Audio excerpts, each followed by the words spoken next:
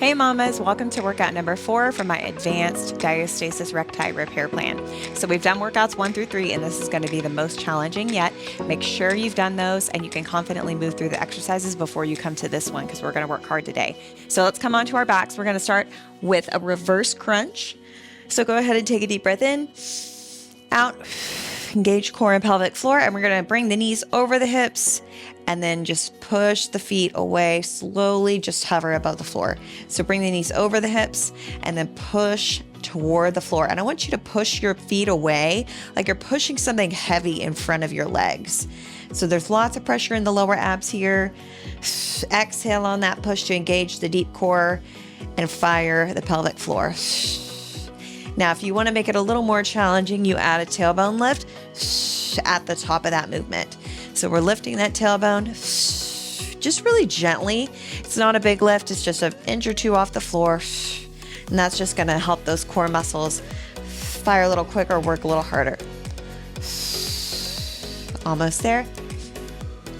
And we're going to keep progressing on this movement and using that tailbone lift to add some challenge to this next exercise. So we're keeping the reverse crunch, but this time when we bring the knees in, the legs are going to extend and we're going to lift the tailbone. I'll show you like this. So it's a quick shift. So once those knees come over the hips, you extend the legs and lift the tailbone together. And then you bend the knees to push back to the floor. So it's that upward lift, engaging the core, and then also the deceleration back here, where you really want to focus on pressing your lower back toward the floor and bracing through your core. You see, or you can hear rather, how I'm using my breath. Here, exhale, here, exhale. And then that's going to help you as well. Fire the core muscles together. And it's all about using those techniques, the breath, all the muscles together to really get the most effective workout. All right, let's come on over to a bear plank. We're gonna come to hands under shoulders, knees under hips, tuck the toes. We're gonna lift the knees and walk out with both legs and then walk back in. Alternate which leg starts first. Exhale, use your breath on that walk out. Inhale here, reset the core. So we really want to fire that core as we walk out because that's where we're adding that instability component. Be mindful of your alignment here. So see how my shoulders are over my wrists, my hips are down. So we don't want to come here or shift backwards when we're going to that plank position. We want to stay loaded through the front of the body, through the shoulders, through the core. Again, everything is working together here. And I want you to also focus on keeping those knees low to the ground in that bear plank position so we continue to maintain that core engagement. All right, rest. We're gonna take that bear plank and move it into a bear crawl. We're gonna move laterally. So come to one side of your mat, hands under shoulders, tuck the toes, knees under hips. Lift, and then opposite arm and leg are gonna walk across. So depending on which direction you're going, it's gonna be right arm, left leg, left arm, right leg. And then we put it in reverse. So side to side, you can see here my knees are barely off the ground, just about an inch or two. And the alignment is the same. Shoulders are right over those wrists.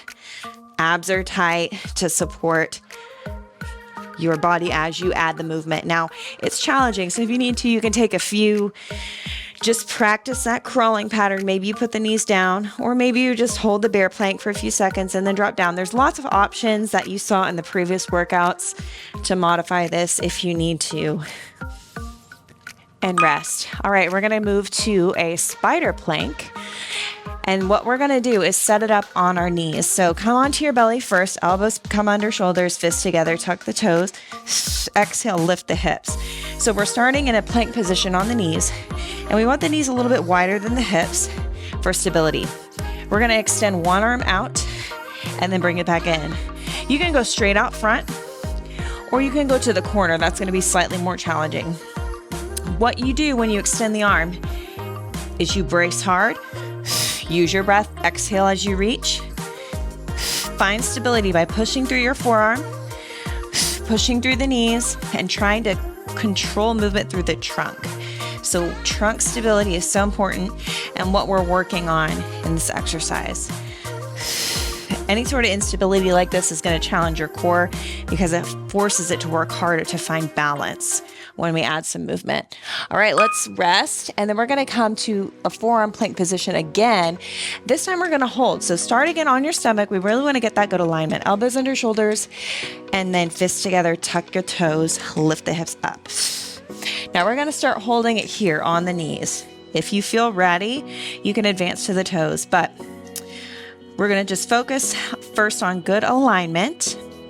Again, elbows under the shoulders, fists together, hips are tucked under, pelvis is tucked under, belly button pulled in toward the spine, so core is engaged, and then the hips are about shoulder level, back is nice and straight.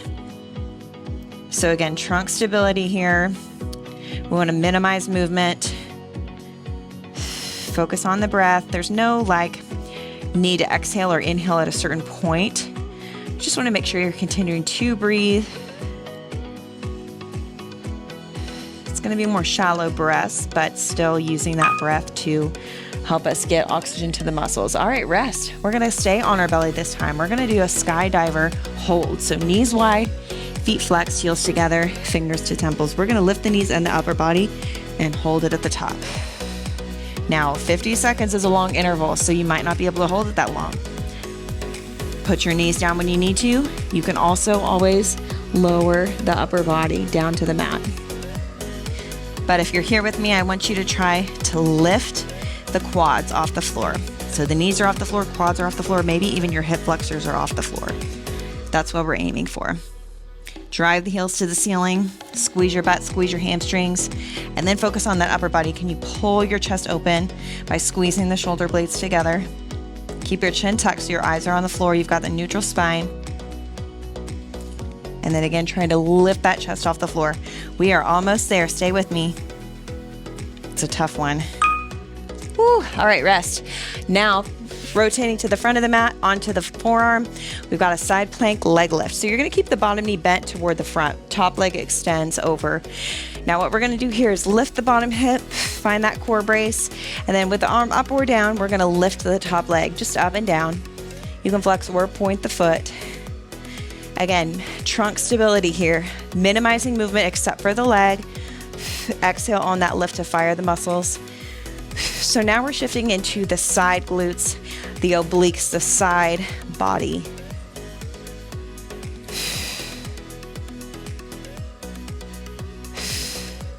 Keeping that forearm pressing into the floor for good control. And again, it's all about the underside of the waist. The bottom side is what's working to hold us up. And then the top side, those outer hip muscles are working hard to bring that leg up and down with control. All right, let's flip it around. We're going to do the other side. So you can see we've done a lot of these movements before, but we're just adding things to make them more advanced. Adding movement, adding just different nuances to challenge your core in new ways. And that's all it takes. It doesn't have to be anything crazy. And some of these might be too hard today, and that's okay. It doesn't mean they will be forever. But I always encourage just staying with previous workouts if you haven't quite mastered the exercises, or don't feel pressure to do this the whole 50 seconds. It's a long interval, but I give you plenty of options to modify, take breaks as you need to. And that's what it's all about, doing what you can do well, regardless of the interval, regardless of how many reps you get. You don't need a lot to get the benefits. Just a couple more here. Keep lifting through that bottom hip. Good work. Okay, let's finish with a forearm plank leg lift. So we're going to come back to that position on the belly, elbows under shoulders, fists together, tuck the toes, lift the hips. Now we can stay on the knees, and I'll show you on the knees first. We're going to extend the leg back and then drop the knee, extend the leg back. So you can see I'm just barely lifting the leg. Exhaling as I lift. Toes are coming off the ground just slightly, but you're just aiming for about hip level here. Now on the toes, it would look like this. About hip level. So a little bit higher than we just were.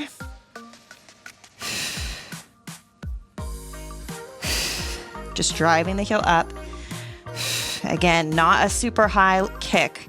We're just aiming to keep that heel about hip height, and that's going to stimulate the glutes, the core, without taking that work too much into the lower back and throwing off balance here.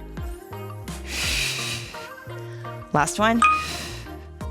Good work. We made it through workout number 4. If you can believe it, workout number 5 is going to be even more challenging, but you're going to feel so good and accomplished when you're done with the plan. So hope you'll stick around for that. Let me know how you're doing in the comments, what exercises challenged you the most, maybe what you've enjoyed or not enjoyed throughout the process, and I will see you back here for workout number 5.